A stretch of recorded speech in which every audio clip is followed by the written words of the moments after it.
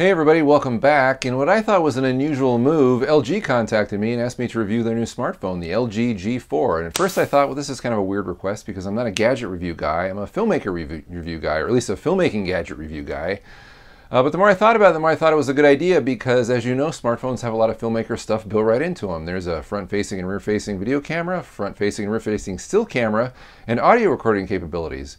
So I went ahead and said yes, and this is what they sent me. This is the LG G4 smartphone, and the first thing I want to say, just overall, as a media consumption device, this is really nice. It's got a big, beautiful screen. It's got a new snappy processor that runs all your Android apps just fine.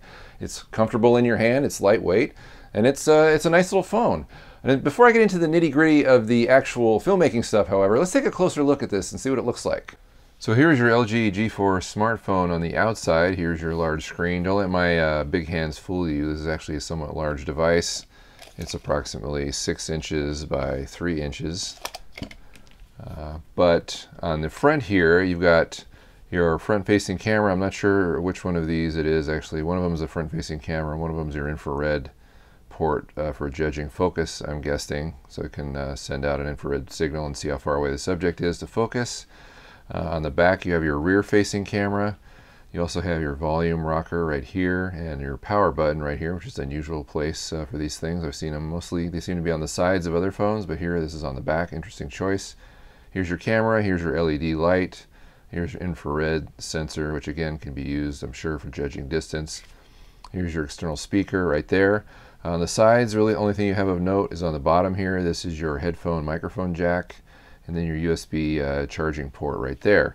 Now, if you're wondering how you open this up to get to the battery, there's actually a little tab right here that you can put your fingernail into, and then you just slide it around the perimeter of the phone, and the back will come off, like so.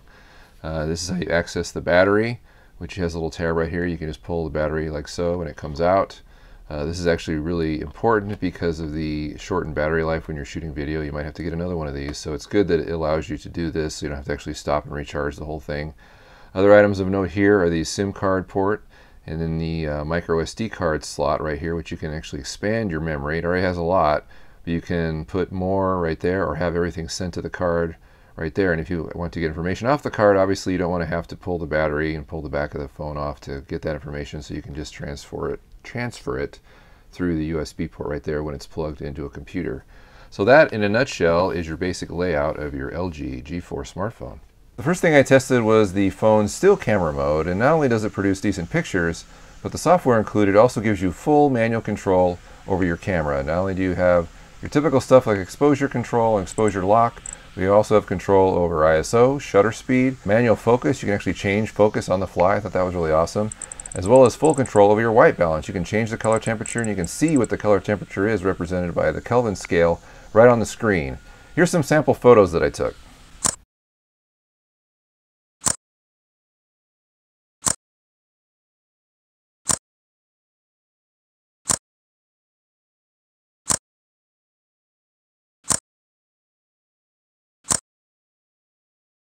So when I switched to video mode, I was expecting the same kind of manual control that I had in stills mode, right? Wrong. In fact, everything in video mode is completely auto. There's no manual control at all. In fact, all you can really do is pick your resolution. You can pick from HD, which is 720p, Full HD, which is 1080p, and UHD or Ultra HD, which is a near 4K resolution. The Ultra HD setting let me shoot this video, which actually looked pretty good. Unfortunately, it does still suffer from rolling shutter, and when you take it inside, or when I took it inside to shoot something in a little darker environment, the image started to break up and I got grain and other things that weren't exactly pleasing to the eye. So I think the video here is a mixed bag. And did I mention battery life? Yep, it drains fast, especially when you're shooting video. I lost my near full battery in about an hour. Now, as far as sound goes, I'm actually recording sound in two places right now. The first way is my typical way. I do everything. I record my sound through my clip-on mic right into my Zoom H1. That's the first way. And the second way is using the white Apple earbuds, as you can see here, going directly into the G4. The only reason I'm not using official LG earbuds is because they didn't send me any, so I'm just using what I had. But I'm guessing that going back and forth, you can tell the difference that the Zoom H1 is going to have better sound because it's a dedicated audio recorder, and it's got a better preamp, and preamps in smartphones and camcorders and other things typically aren't very good, which is why devices like the iRig Pre sell, is because that's an external preamp and it's a way to bring your microphone into the sound recorder and have better sound because it's being boosted externally. Okay, so what's the bottom line for the LG G4 smartphone? Well, the good is that it's a great little media consumption device. It's got a fast processor, it's got a pretty screen, it's got a lot of memory. You can watch videos and run applications and multitask and do all that stuff just fine. It also has a really nice still camera mode, and the built-in software gives you excellent manual control over your still camera, which is a big disappointment when you get to the video mode and all of a sudden all that manual control is gone and everything's on auto. Now you have to go look on the Google Play Store and try to find some software that will let you do all those manual things that you could with your still camera. And then it's hit or miss and takes a lot of experimentation. And as you know from the Android world, not everything works on every phone and blah, blah, blah. So that's a problem. And it also suffers from cheap video camera-itis, namely the camera on this will fall apart in low light. The camera on this will fall apart if you try to grade it. And it has some major rolling shutter, which I realize is a problem with a lot of inexpensive cameras, but it's also on this one and you notice it. I would not use this as an A camera, definitely. It's not going to replace my Sony. Not really, I wouldn't use this as a B camera. Maybe a C camera, definitely an emergency camera. If you had nothing else, you could use this camera. I was really hoping I could use the front-facing camera to do video blogging with. That way, when I'm on the road, I could just take this little light device with me and use that. But as many of you pointed out, the front-facing camera didn't produce that great of an image, even though I was using some third-party software. So that's unfortunate. For filmmakers, I don't know if this is the best choice. There are other smartphones out there with better cameras. If that's what you're looking for, if that's what you want to use, you probably might want to look elsewhere.